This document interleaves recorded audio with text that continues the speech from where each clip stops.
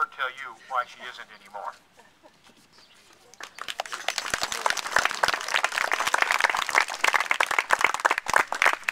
I feel a little bit like Joe the plumber because I didn't really do anything to get asked. All I did was retire. But, and then they put my picture on the paper. Oh, can you hear me? Okay. So I'm going to read to you what I wrote. I'm better with the written words. When I retired from the Department of Corrections on March 10th, I was at the top of my game. I was experienced and effective after working as a probation and parole agent for almost 21 years. As a Democrat and a person with social work and humanitarian values, it was a difficult 21 years. I found out firsthand just how essential our union is. That is why my retirement plan is to join the retiree chapter of my union and to continue to support my coworkers who are left behind. Yay!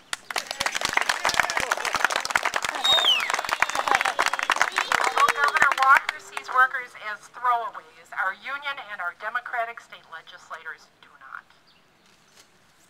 As a probation and parole agent, I did what I was hired to do. That is, I worked hard to motivate those on probation and parole to quit drinking and or using drugs and to begin to build a responsible lifestyle for themselves. I can honestly say that I helped to keep these very streets safe for all of us.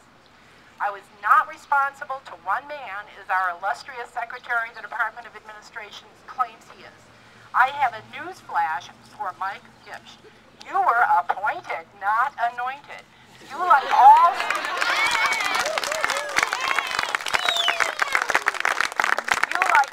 state employees, are public servants.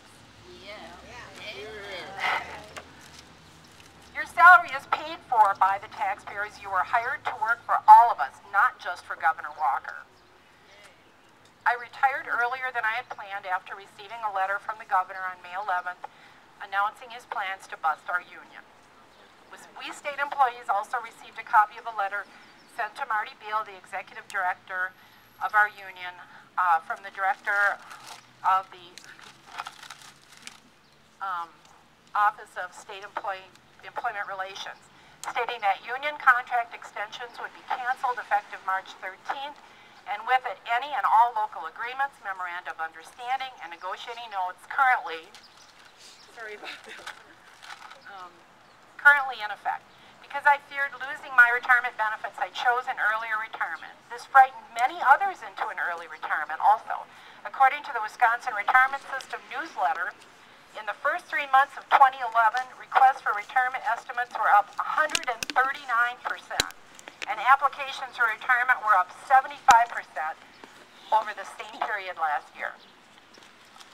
More pages. Oh, thank you. As I was making my decision to retire, I talked to coworkers. Many envied me because I was a retirement age and could retire. My coworkers feared for the future of their promised benefits and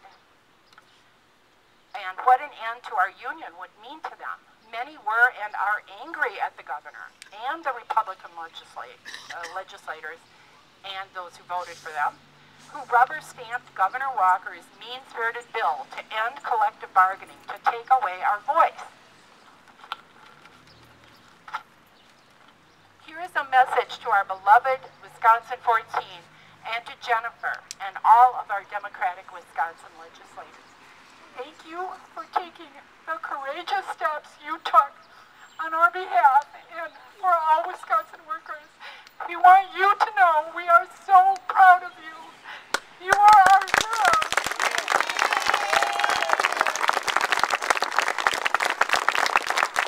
Thank you for standing up for us. Under Scott Walker and with the aid of his Republican legislators, life as we know it for workers is heading on a crash course. All we can do is use our power on election day. One more page.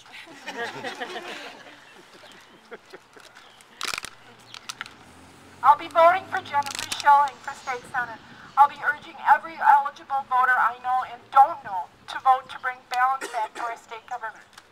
If we don't exercise our free choice at the polls, King Walker will continue to make our choices for us. Thank you.